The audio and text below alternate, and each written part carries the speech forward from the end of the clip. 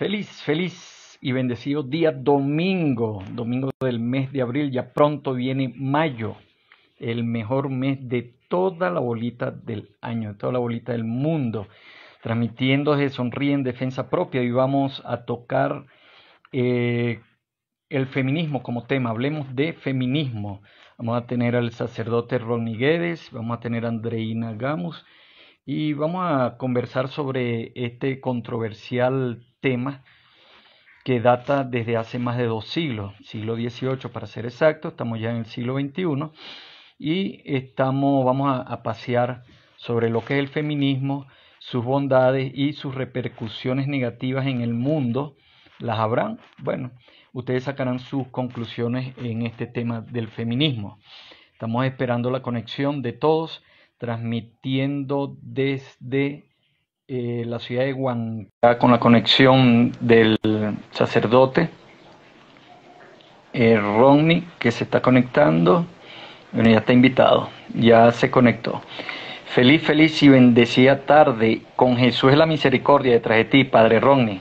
¿Cómo estáis? Con Jesús de la Misericordia. Y arriba lo que pasa es que está José Gregorio. Toda. Gracias, Kelly, por la invitación, José Gregorio. Bueno, Bueno, me alegra encontrarme con ustedes nuevamente. Aquí estamos esperando. Engel me dijo que no se va a conectar porque está en la emisora, no ha salido, está grabando la pauta de esta semana. Tú sabes que ya hay una semana sí, una semana no que trabaja el COVID. Bueno, como que salió que sí, entonces tiene que grabar todas las pautas. Andreina ya está por conectarse para hablar del feminismo, una doctrina, un movimiento que tiene más de 2 siglos. ¿Será bueno? ¿Será malo?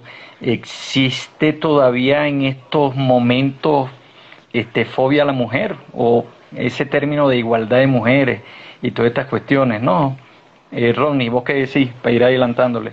Pero vamos a comenzar con la bendición, se me olvidaba.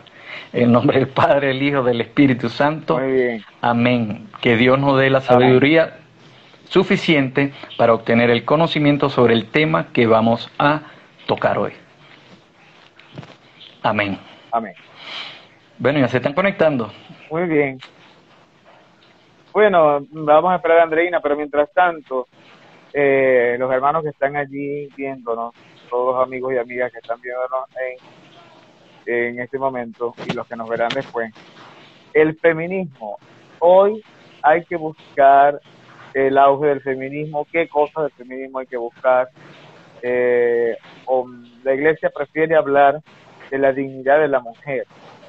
Entonces, la dignidad de la mujer. La mujer es tan igual que el hombre en tanto y en cuanto somos seres humanos. Somos iguales en el ser. Es decir, somos seres humanos, tenemos dignidad, tenemos voluntad, inteligencia, ambos, tanto la mujer como el hombre. Y la iglesia siempre ha defendido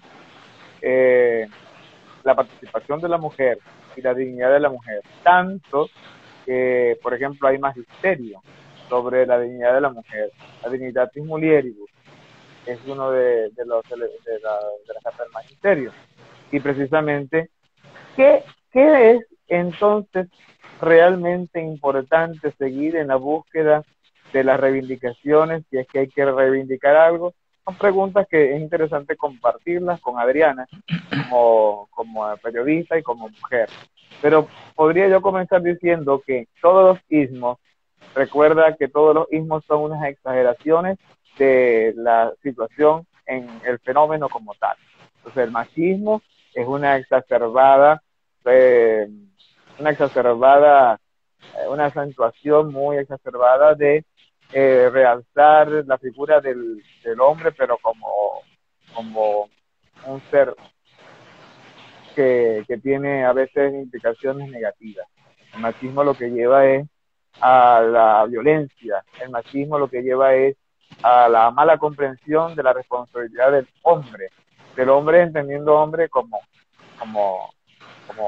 género, ¿no? No como generalidad. Cuando hablamos de la humanidad, el hombre, cuando decimos el hombre en el mundo, estamos hablando de la generalidad, pero en este momento queremos hablar de esos dos términos, pero haciendo énfasis en feminismo. Entonces, el feminismo es una exageración. Adriana, es una exageración, pero podemos tomar el lado positivo.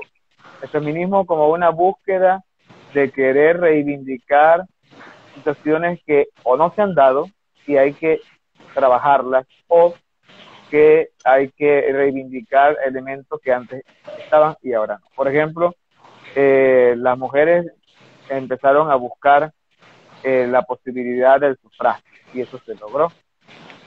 Bajar las horas de trabajo, bueno, en eso eres experto tú, porque eres abogado, las horas de trabajo, las horas de descanso, se produjo aquella revuelta en Estados Unidos y por eso murieron muchas mujeres en una empresa.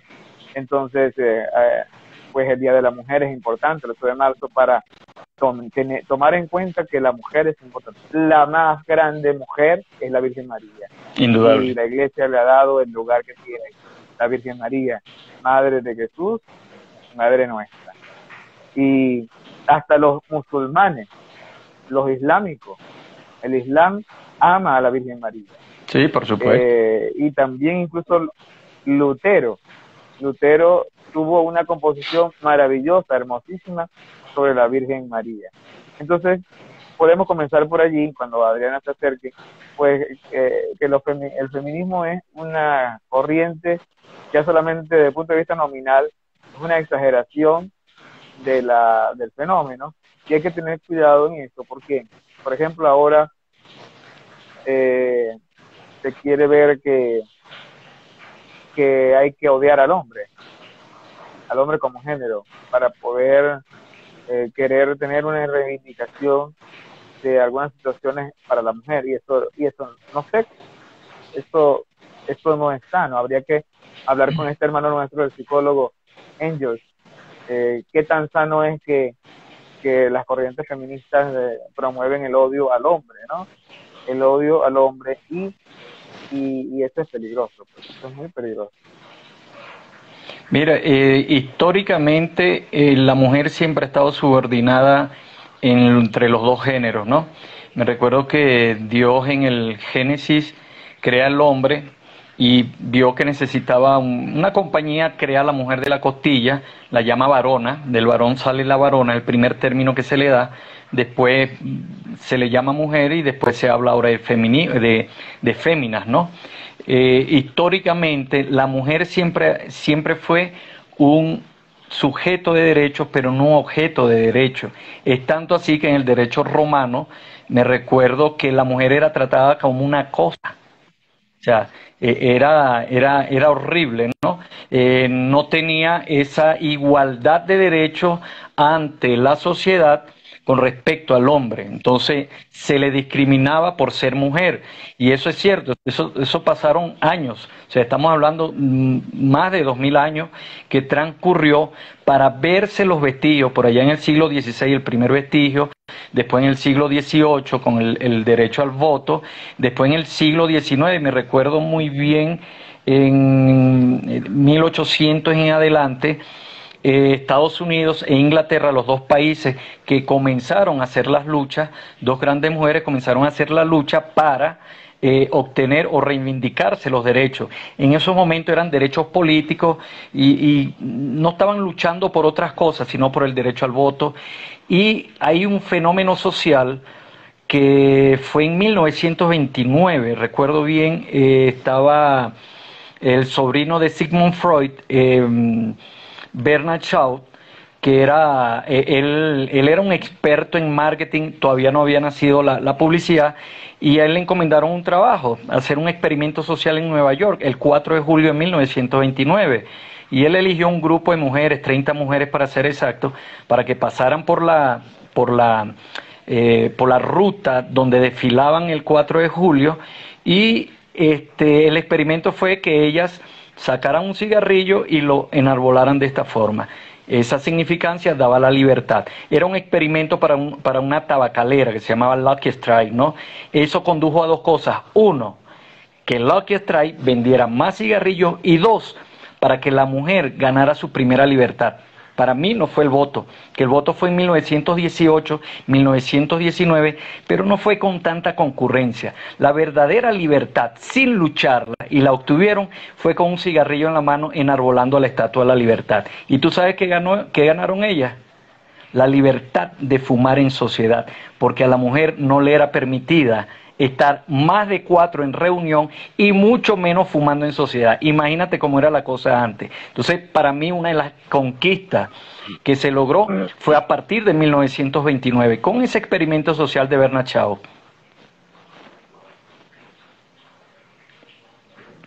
Pero lo importante en este momento es que la Iglesia siempre ha tenido una defensa hacia el lugar de la mujer.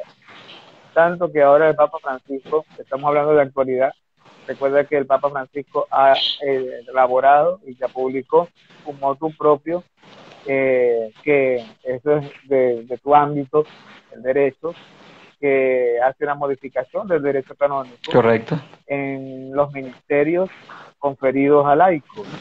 Y entonces el ministerio extraordinario de la Eucaristía, porque el ordinario es el sacerdote y el diácono, y el ministerio extraordinario de la Eucaristía para la mujer, para que sea acólita, y el ministro del lectorado. También la mujer puede ser lectora, como ministerio instituido para un laico. Entonces, eso ha sido importante, y gracias a Francisco, a nuestro Santo Padre, el Papa Francisco, pues ya la mujer dentro de la liturgia también, que siempre lo ha tenido, porque yo, antes de que ya existiera este motu propio, nosotros apoyándonos en todo el magisterio que precedente, en Humanerite, era Dignitatis Mulieribus, pues en las parroquias tenemos monaguillas desde hace muchos años. Somos hijos del Vaticano II, los sacerdotes. Somos hijos del Vaticano II, los que estamos ordenados después del 60 en adelante, 65 en adelante, somos hijos, sacerdotes hijos del Vaticano II. Entonces, pues tenemos esa incorporación. Pero qué triste es que cuando se quiere, saludamos aquí a una gran mujer que se llama Rosa, es de aquí de Chile, cuando se quiere hacer ver un derecho, por ejemplo, cualquiera que se pida que se tenga que quemar una iglesia, que se tenga que quemar una imagen para poder ser tomada en cuenta, y eso lo hacen a veces algunas representantes de esta corriente feminista. Entonces, esto porque la iglesia por un lado está haciendo las cosas como quiere hacerlo, y la iglesia está defendiendo siempre el papel de la mujer dentro de la iglesia, y que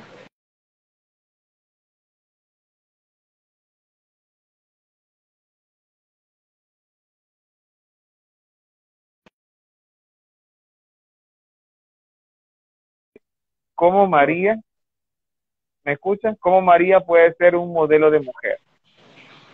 María puede ser un modelo de mujer para cualquier mujer que quiere defender posturas y situaciones. María, imagínate, María es la mujer que defiende la maternidad.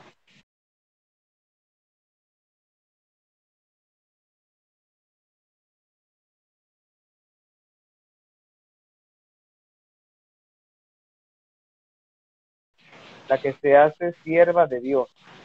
María es la mujer obediente a Dios. Y en la iglesia, pues María es la expresión de eso que es el genuino femenino, el genio femenino. En ella está esa inspiración del servicio. Eso lo tomamos del Vaticano, perdón, de las últimas declaraciones del Santo Padre, bueno, ahora San Juan Pablo II. Y San Juan Pablo II ya definía que el hombre y la mujer son iguales en dignidad y reciprocidad, en la equivalencia y en la diferencia. En la equivalencia, tanto y en cuanto la mujer es un ser humano, con todos los derechos que tiene un ser humano, como el hombre también. Pero entonces estamos hablando del rol de la mujer, pues la iglesia le da esa particularidad a la mujer. Dios ha creado al ser humano a imagen suya. Es decir, que la mujer también es imagen de Dios. Fíjate que es buena la aclaratoria, ¿no? Porque hoy día, en estos movimientos, que vamos a tocar ese tema, ¿no? Que estos movimientos del siglo XXI, sobre todo en este continente, se reniega la iglesia y lo denuncian de patriarcado y todos estos epítetos, todos estos adjetivos que sin razón, ¿no? No tienen fundamento, no tienen datos, no manejan la historia, no manejan nada de estos movimientos hoy en día y satanizan a la iglesia con respecto a la mujer, pero no se dan cuenta que la principal mujer que tiene la sociedad se llama la Virgen María y que la iglesia adora a María y la iglesia ama a María y la reconoce como, además de la Madre de Dios, la sierva de Dios y además la madre de todos los cristianos en el mundo entero. Entonces hay que colocar las cosas como deben ser, porque es un pandemonio lo que se está viviendo hoy en día. Ya vamos por la cuarta oleada del feminismo.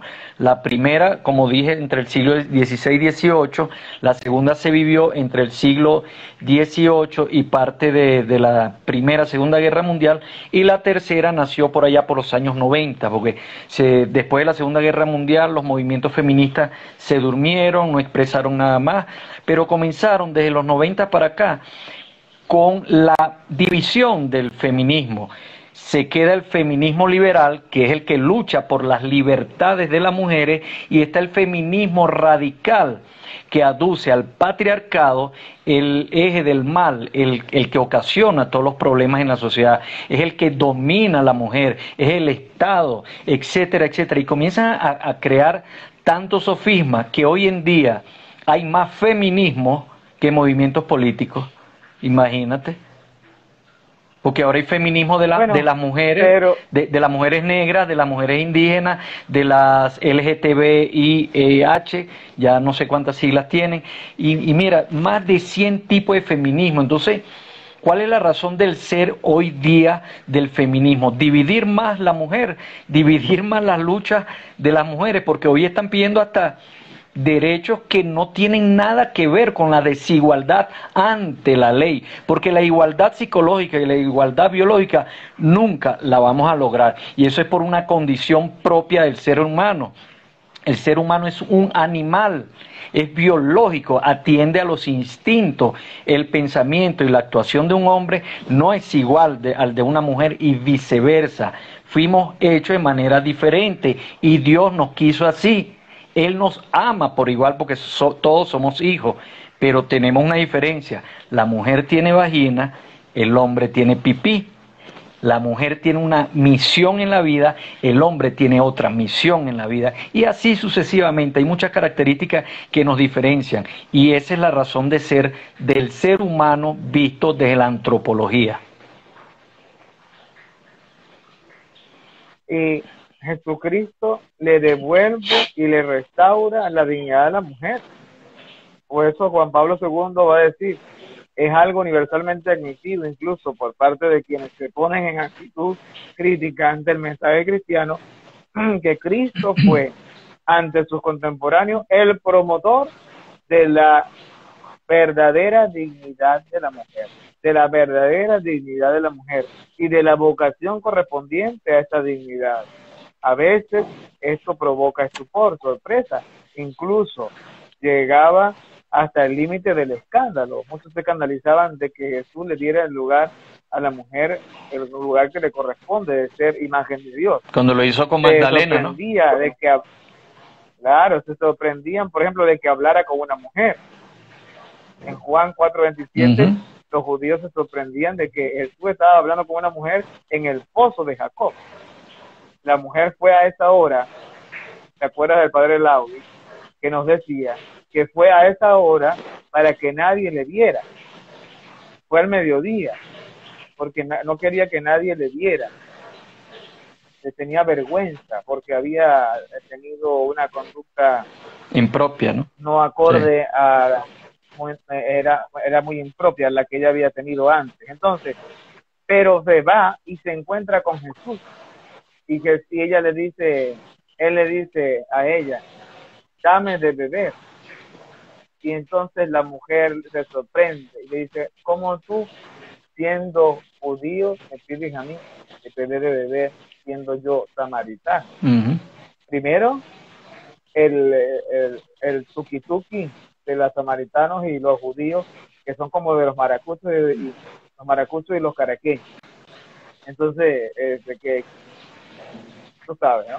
O vos sabéis, mejor dicho, que siempre había esa pugna entre quiénes somos mejor, en la mejor ciudad, Maracaibo o Caracas. Entonces así estaba, ¿no? A Pepper Queso. Maracaibo fue históricamente el primer lugar donde se hizo la proyección de cine, el primer proyector de cine, y en Caracas, Maracaibo fue el primer lugar donde se encendió una lámpara en Venezuela. Maracaibo fue ciudad eh, que se hizo el puente más largo del país, y en Caracas no. Entonces, igual había, ¿no? Entre los samaritanos Y los judíos. y los judíos. Pero allí Jesús le da el lugar a la mujer. La dignidad de la mujer no viene de lo que hace, sino de lo que es. De lo que es, no de lo que hace, sino de lo que es. Y por eso es que Juan Pablo II remarca ese valor que le da Jesucristo a la mujer. Y el Papa Francisco, en una de sus catequesis, también celebra que se haya superado ese antiguo modelo de la subordinación social de la mujer al hombre, Ujú. aunque es de opinión de que todavía no se ha agotado del todo los efectos negativos de ese modelo durante siglos. También celebra que se haya superado el modelo de la paridad, aplicado mecánicamente como igualdad absoluta. Y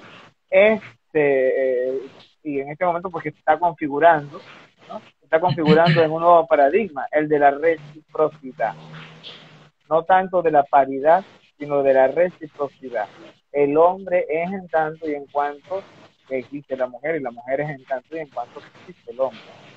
Somos recíprocos, el hombre y la mujer son recíprocos en los dones, en las cualidades y en las relaciones. Hay una relación de la reciprocidad.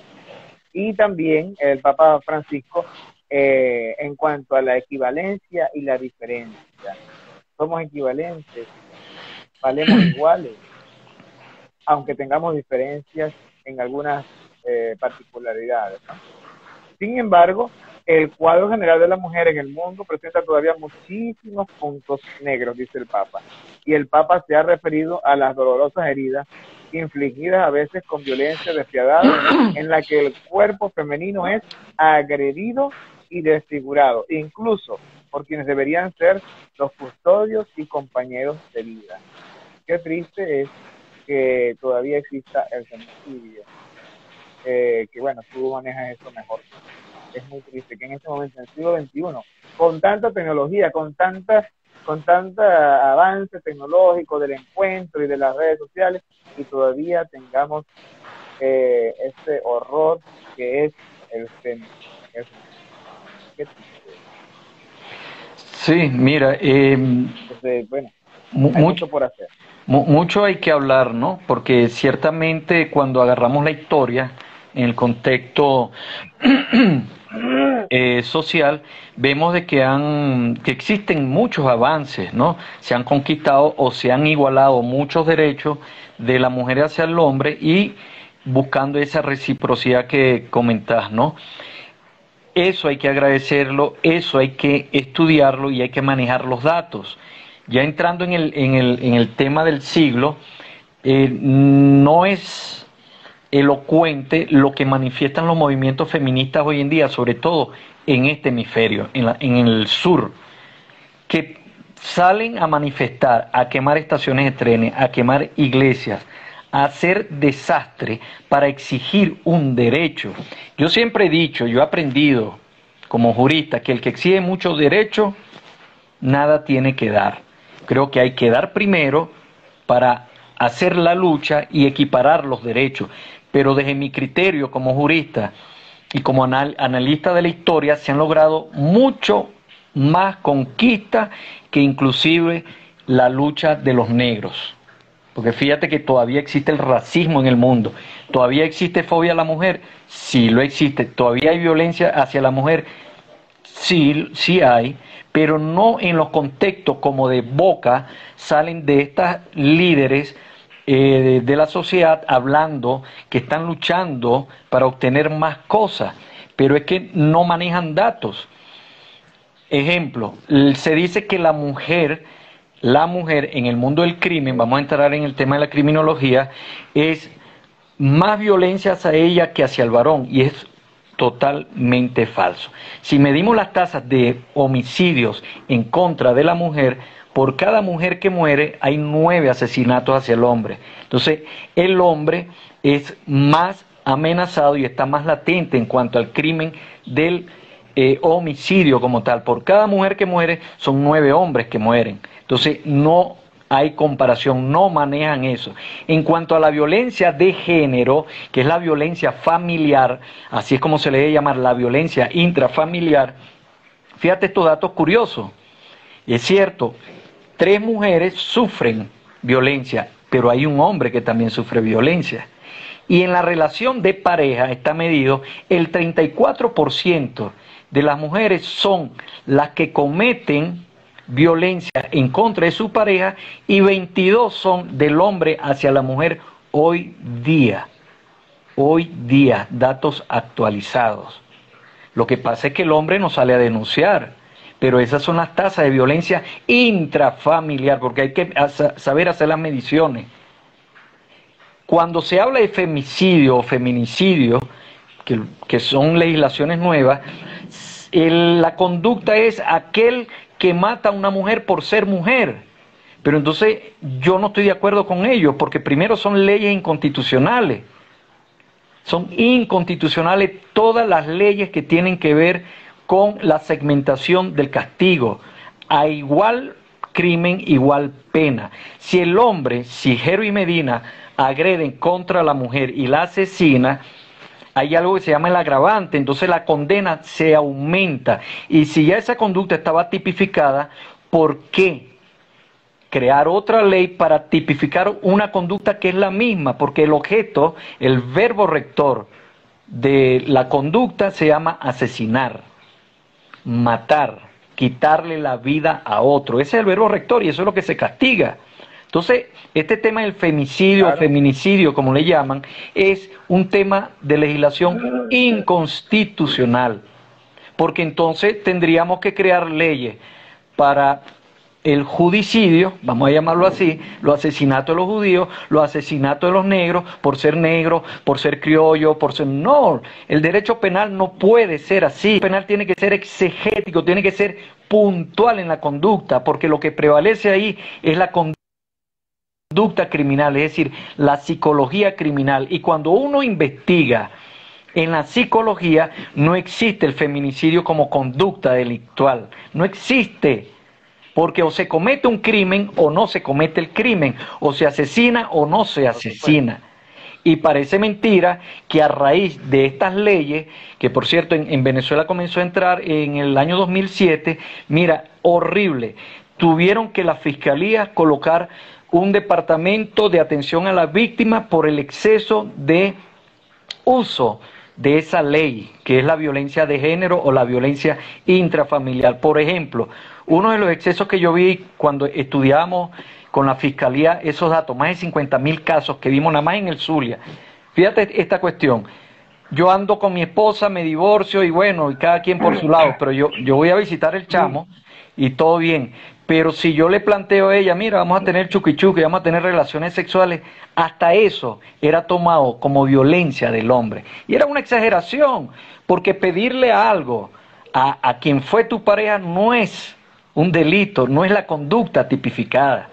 La conducta tipificada en esa ley es la siguiente: el uso de la violencia física y psicológica, pero tiene que estar tipificado. ¿Cuál violencia? La que establece la ley. Lo que pasa es que esas leyes las dejaron como lo que llamamos delitos penales en blanco, es decir, queda a criterio del juzgador y del investigador cuál es el hecho punible, y eso no puede ser.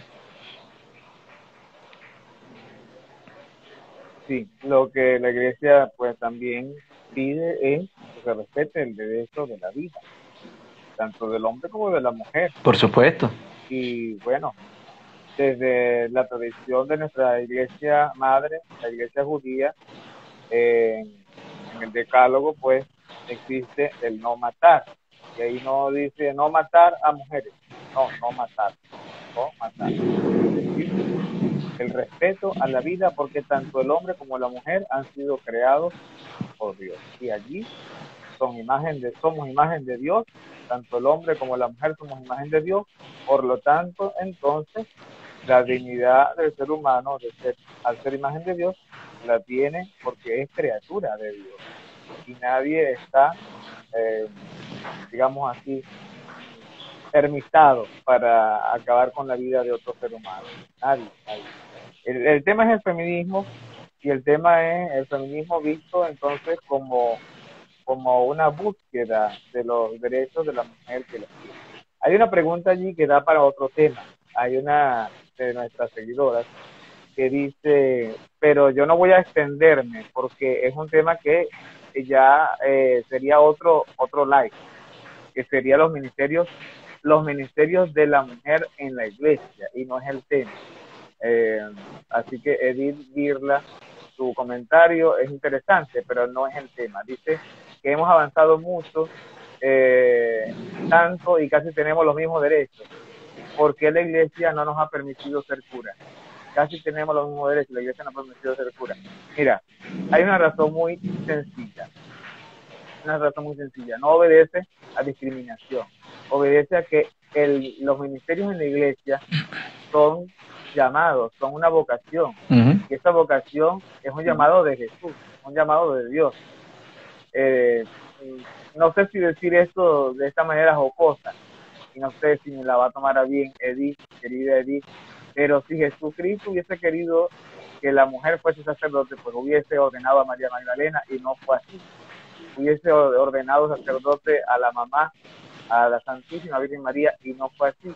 Llamó a los 12 para que celebraran la Pascua judía, y allí en esa Pascua judía instaura la alianza, y en esa alianza es Cristo quien es sacrificio, víctima, sacerdote y altar. Imagínate, Él es la víctima, Él es el sacerdote que ofrece, Él es el sacrificio y Él es el altar. Correcto. Y Jesucristo allí, con los apóstoles, en la última cena, en la cena del Señor, la primera Eucaristía del Señor, pues Él instaura el sacerdocio ministerial en ellos. No porque la cultura judía era preeminentemente con una visión hacia el hombre. No era por eso. Es porque Jesucristo quiso llamar para el sacerdocio ministerial a hombres, y la mujer tenía un lugar en la iglesia, y lo tiene. María Magdalena es la primera apóstol, es la primera predicadora, tanto es así que María Magdalena es patrona de los predicadores. Correcto. ¿Sabían ustedes que María Magdalena es la patrona de los predicadores, de los sacerdotes que se dedican a la predicación? Todos los sacerdotes estamos llamados a la predicación, desde el mismo ministerio sacerdotal. Pero, por ejemplo, desde la orden de los predicadores, de los padres dominicos, su patrona es Santa María Magdalena, porque ella es la que primero predica la resurrección. Ella va al sepulcro, encuentra la tumba vacía, y el Señor le dice María, y ella le dice Raboni, que significa maestro. De manera que la mujer tiene ese lugar dentro de la iglesia, de ser predicadora, de ser servidora también, no servir, sino la mujer tiene ese lugar, y por eso es que el sacerdocio ministerial es un llamado que hace el Señor, y consagra a los que Él quiso. Entonces, no sé si la respuesta es un poquito sencilla, pero para no entrar en el tema como tal, porque no es el tema sacerdocio. Si el tema fuera el sacerdocio, pudiera explicitarme mucho más, pero no lo es. Que Estamos hablando del feminismo. en analogía es muy parecido al tema que siempre se cosas de la iglesia y del sacerdocio, es porque los sacerdotes no se casan. Bueno, porque así fue concebido. Bueno, hubo un cambio en la historia, ¿no? Antes, hasta el siglo XII, los sacerdotes, hasta el mismo Papa, tenía pareja, tenía mujer. Y hubo un concilio donde se dijo que el celibato debía prevalecer en el mundo del sacerdocio. Es una cuestión de discusión, Pero ya el no, celibato, es una pero ya el celibato ya se consideraba como algo natural en el sacerdocio. Sí, sí, claro. Aunque había sacerdocio casado, era natural que muchos sacerdotes pues optaran por el celibato. Bueno, Como tú lo dices, Pedro era casado, ¿no? Exacto. Y luego decide dedicar su vida completamente a la iglesia, tanto que abandona, por decir así decirlo, nunca abandonó a su familia, nunca abandonó a su mujer, pero digamos, fue apóstol y fue misionero y llega a Roma, y en Roma es que muere, no alcanza a devolverse porque en Roma tiene que seguir haciendo su trabajo apostólico y allí muere como mártir. Pero bueno, nos estamos alejando del tema. Entonces, sobre el feminismo. Retrotrayendo al tema es porque, ¿cuál es la respuesta? Bueno, porque así fue concebida la institución de la iglesia, así fue concebida. O sea, no podemos cambiar los estatutos de una institución que tiene más de 2000 años porque el mundo ha avanzado. No es que el mundo puede avanzar, la iglesia va a avanzar, pero precisamente la iglesia ha perdurado más de 2000 años porque sus cimientos son fuertes. El Papa Francisco, por ejemplo, manifestó la urgencia de ofrecer espacios a la mujer en la vida de la iglesia, pero ya le ha dado el espacio también. Entonces, con eso que dije, del lugar del lectorado, del ministerio del lectorado y del ministerio del acolitado, porque son servicios en los cuales puede perfectamente la mujer desempeñarse. Incluso el Papa llega a afirma que la iglesia es mujer, es la iglesia, no el iglesia. Exacto. Y declara que me gusta describir la dimensión femenina de la iglesia como seno acogedor, perdón, que genera seno, dice el Papa, pues estoy leyendo textualmente, dice el Papa, seno acogedor que genera y regenera la vida. Genera y regenera la vida, dice el Papa Francisco. El Papa añadió también que es su mayor presencia, requerirá muchas mujeres implicadas en la responsabilidad pastoral, en el acompañamiento espiritual de personas, de familias, de grupos, así como también incluso la reflexión teológica. Francisco, por ejemplo, ha incorporado mujeres a la Comisión Teológica Internacional. A las comisiones que investigaron las finanzas vaticanas también se involucraron mujeres. ¿Sabían ustedes eso? Y a la nueva Comisión Pontificia de Protección de Menores también se incorporó mujeres, a la Comisión Pontificia de Defensor de Menores. Sobre la predicación en la celebración de la Eucaristía ha señalado que no hay ningún problema de que una mujer religiosa o laica predique en la liturgia de la palabra. No hay sacerdote en el momento para celebrar la Eucaristía, pues una mujer, ministra de la iglesia, lectora, puede hacer la celebración de la palabra, o una religiosa. La religiosa está allí, puede hacer la celebración de la palabra y puede hacer la predicación.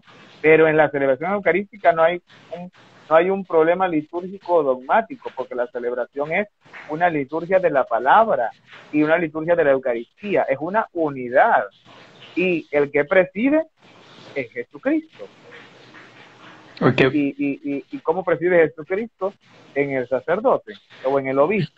El sacerdote o el obispo que preside lo hace en la persona de Jesucristo. es una realidad teológica discutida. No, y qué bueno que haces esa aclaratoria, ¿no?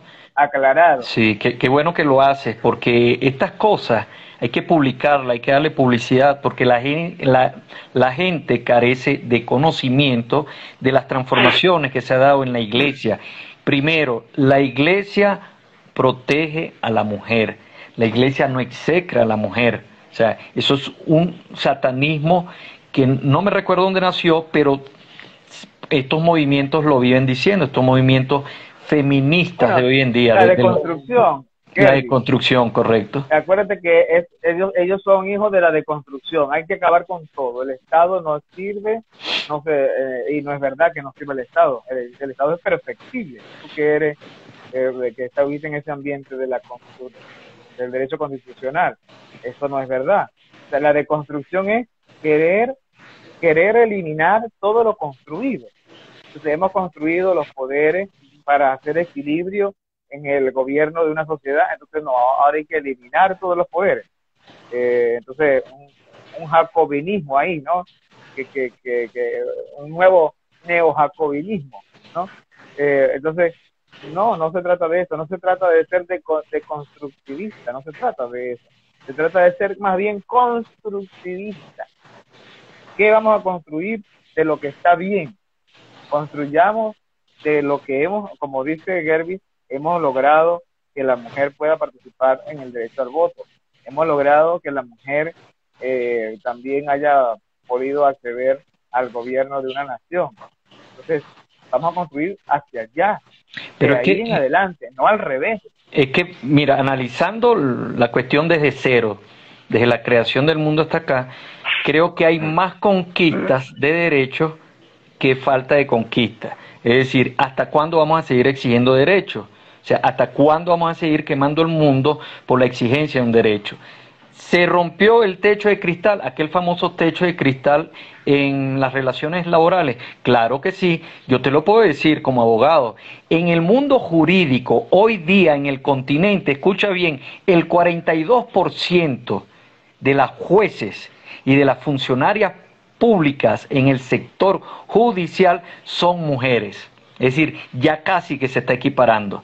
En el mundo político ha habido avances. ¿Por qué? Porque en las constituciones modernas y las leyes modernas están dándole en el continente lo que se llama la cuota de la participación política. En el caso de Venezuela es el 50%. Pero es que no hay muchas mujeres en los puestos públicos de elección popular. Es porque no han participado. Pero eso es peligroso, porque en una sociedad donde se aplica la discriminación positiva, es decir, yo te voy a garantizar tantos puestos de curules en la Asamblea Nacional, en la Diputación, en el Congreso, como le llaman a las instituciones, es peligroso, porque no va a ir la calidad, lo que va a ir es la cantidad. Ahí es donde está el detalle. La mujer, muchas quieren participar en política, muchas participan en política, pero no todas desean participar en política. Entonces, ¿para qué crear una ley obligada? Es decir, tengo que colocar 50% de mujeres ahí, sirvan o no sirvan. No, se pierde la calidad. Y por eso tú ves los desastres en el continente, lo que está sucediendo. ¿Ves? Que en el mundo gerencial las mujeres no tienen cuota de participación, pero es que estamos hablando del mundo gerencial del sector privado, y el sector privado no te distingue si eres hombre o si eres mujer, es si eres eficiente. Y hay muchas mujeres, mira, podemos pasar toda la tarde, muchas mujeres a nivel mundial que ocupan puestos claves de gerencia del sector privado. Bueno, la reina Isabel es un monarca. Margaret Thatcher. Se habla de Carolina Herrera, Margaret Thatcher, primer ministro, y luego si hablamos de una venezolana como por ejemplo esta gran empresaria Carolina Herrera.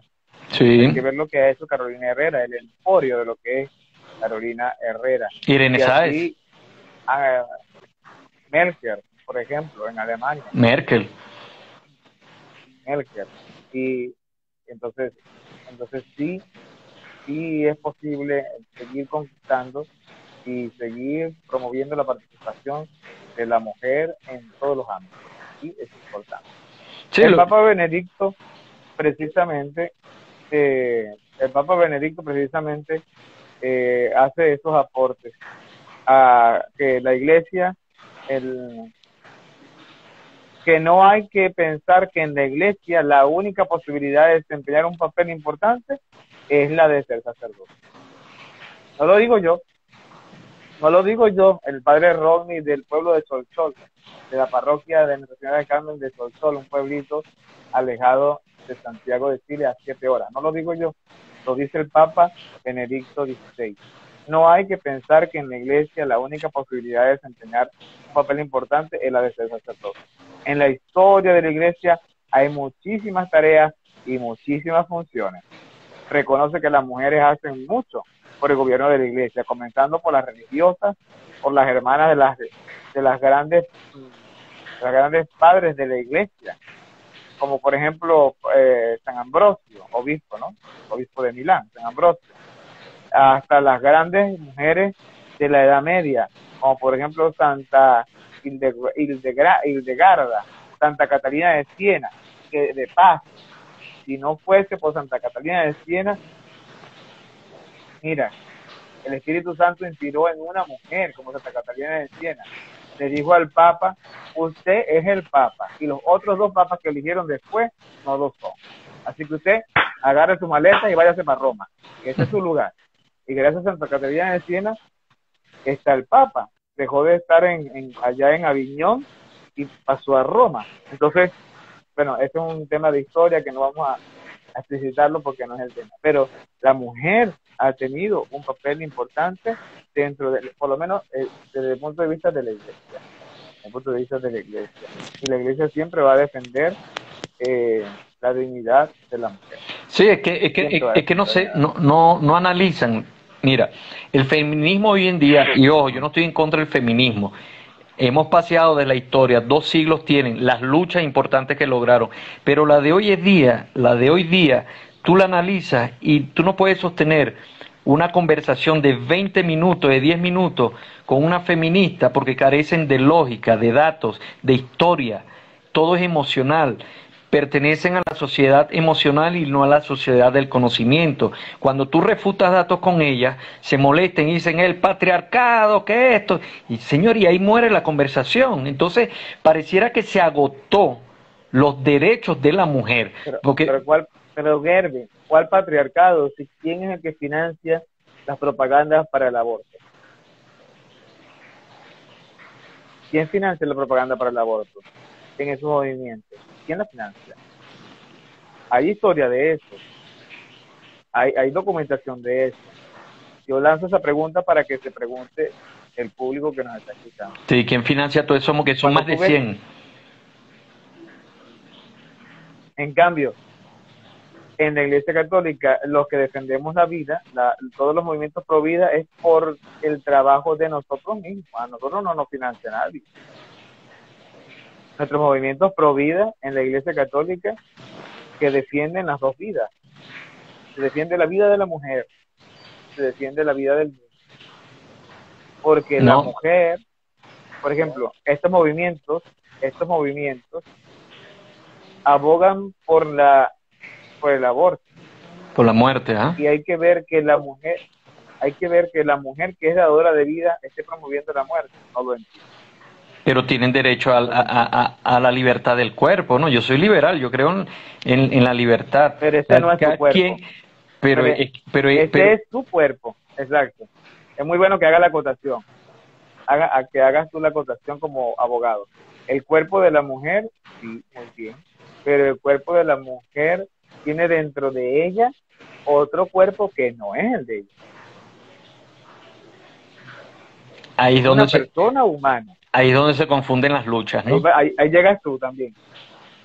Ahí es donde el cerebro comienza a hacer explosión, ya va. Tú estás protestando porque te tienen que reconocer la libertad del cuerpo, pero que está reconocida. ¿Quieres quitar un brazo? Te lo quitas, ese es tu rollo. Si te quieres suicidar, te suicidas, ese es tu rollo.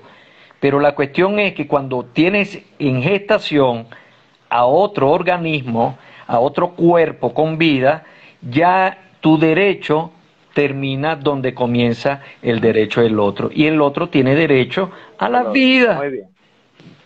Entonces ahí es donde Muy están las bien, me gusta incongruencias de estos movimientos feministas que no están dejando bien parada a la mujer, y hay movimientos antifeministas lideradas por mujeres, y son mujeres con conciencia y conciencia.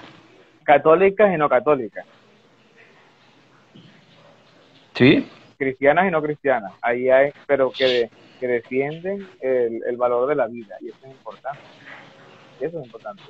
Entonces, el feminismo debe buscar la vida, no la muerte, la vida. Por ejemplo, exigirle al Estado que debe ofrecer a la mujer, por ejemplo, en situaciones de violación, que es deplorable. Un hecho de violación es un hecho deplorable, pero que entonces el Estado le provea a la mujer que ha sido violada posibilidades de sanidad en su cuerpo, ¿verdad? De buenas condiciones para una gestación sana, una gestación de su hijo en buenas condiciones, ¿sí? Unos buenos subsidios para ese tipo de mujer, y que se pueda promover, por ejemplo, la adopción. Entonces ahí entra todo el rol de las asociaciones pro vida, no católicas, no cristianas, y tanto católicas también, que abogamos por el que se pueda dar la posibilidad de la adopción para aquellas mujeres que quieren traer al mundo, pero que no lo quieren para ellas. Entonces, la iglesia defiende la adopción.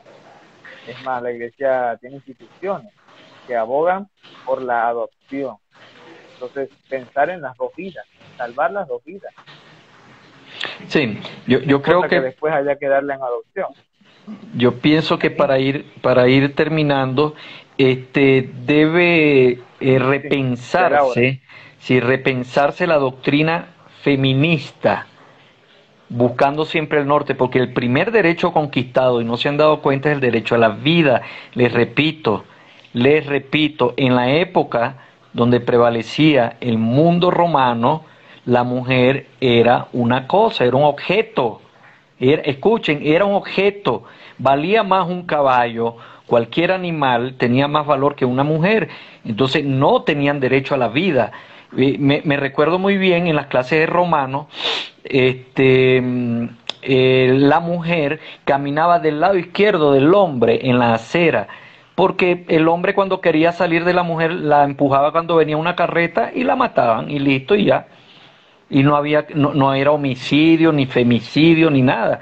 Entonces, hoy en día, la mujer está en igualdad de condiciones con respecto al derecho a la vida, el derecho a la libertad y el derecho a la propiedad. Que todavía hay vestigencia, sí, pero eso es propio del ser humano, porque así como hay violencia intrafamiliar, violencia contra la mujer, también hay violencia entre hombre y hombre. ¿O es que no ven que hay 26.000 asesinatos anuales en Venezuela?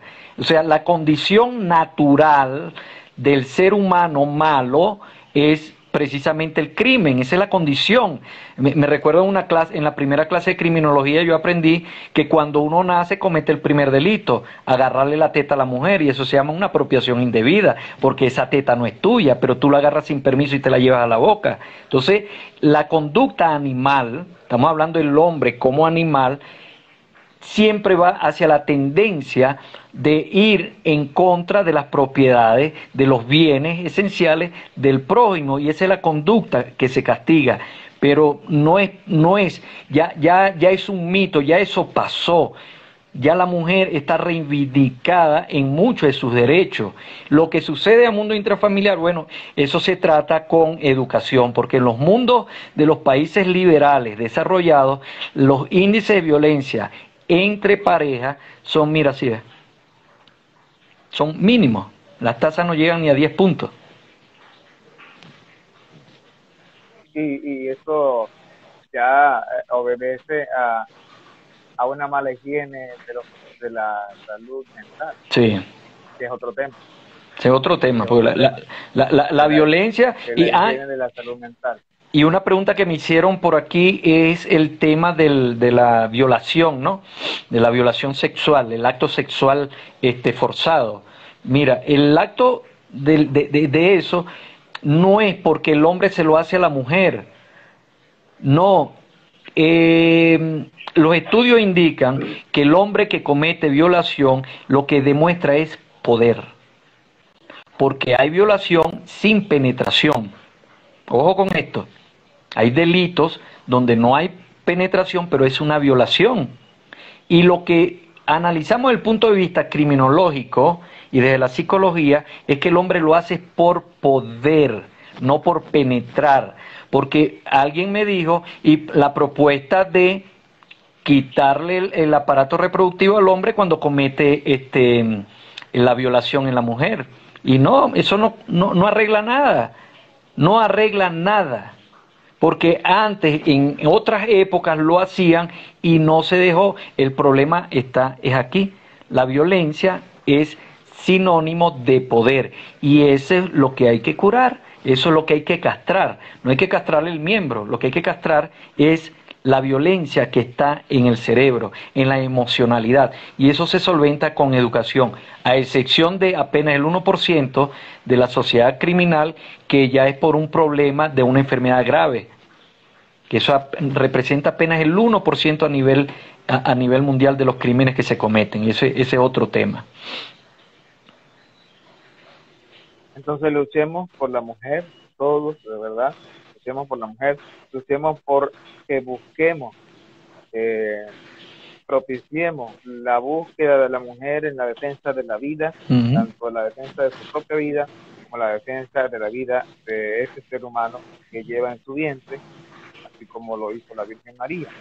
Y busquemos la participación dentro de la iglesia que ya está propiciada y ya en el motu propio, por ejemplo, del Papa Francisco, en donde se permite el lectorado, el ministerio de la palabra y el ministerio extraordinario de la Eucaristía.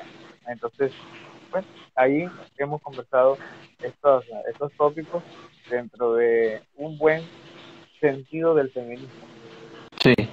Gracias, Gerby. No, y me hiciste recordar algo, ¿no? Que gracias a Dios la Virgen María no fue feminista, ¿no? Gracias a Dios la Virgen María no fue feminista, porque entonces no hubiese nacido el Redentor. Estamos hablando de las feministas actuales, ¿no? Del siglo XXI, en el continente suramericano. Exactamente, del siglo XXI. Sí, sí. Y bueno. Gracias, Gerby. Gracias por esta tarde, por este encuentro. Y bueno, tenemos una deuda con todos nuestros hermanos que nos escuchan y nos ven, que es continuar. Y bueno, ya Gerby nos dirá en qué podemos seguir compartiendo y seguir formándonos para poder encontrarnos. Sí, y para despedirme voy a agregar, hay muchas cosas por ahí. Voy a agregar algo. Defendamos a la mujer a capa y espada, así sea de la misma mujer. Así sea de la misma mujer.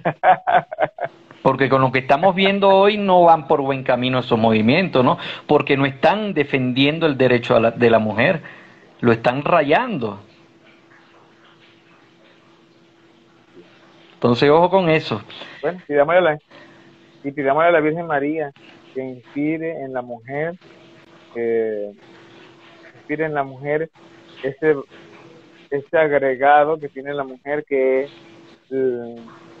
el ser compasiva, la mujer que es dadora de vida, que la Virgen María propicie en nosotros también ese valor de la mujer, de la ternura, de propiciar la ternura, que la Virgen María pueda ayudar a todas las mujeres a seguir promoviendo la ternura y el encuentro. Gracias, Gerby. No, y gracias a todos. Por aquí María saluda, por aquí dice Medina Beatriz, muy buena explicación. Es un tema que se queda muy corto. Sí, este tema es muy, muy largo. Podemos pasar semanas. Excelente tema. Muchas gracias por toda la información de Belki. Te saludan desde Chile. Bueno, ya nos despedimos. Gracias. Dios les cuide, Dios les bendiga a todos. Bueno, para despedirme, como siempre digo, mientras exista oxígeno en los pulmones habrá vida, y donde hay vida habrá oportunidad. Así que vayamos con fe y volvamos con alegría. Y mira, sonríe en defensa propia. Que Dios le bendiga. Chau, chau. Gracias, Kennedy. Chao.